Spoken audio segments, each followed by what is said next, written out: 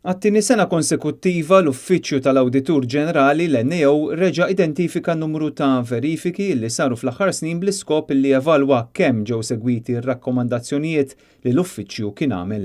L-Uffiċċju tal-Awditur innota illi inqas minn nofs ir-rakkomandazzjonijiet tiegħu ġew indirizzati b'mod sħiħ mill-Ministeru u l-entitajiet konċernati.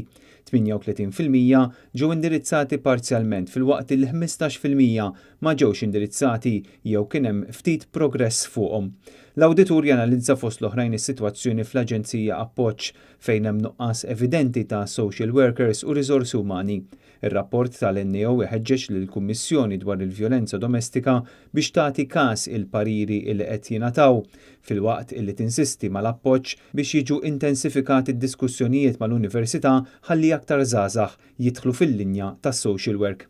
Ir-rapport janalizza wkoll il-ħidma ta' Heritage Malta u x-xogħol ta' spezzjonijiet li suppost isiru regolarment.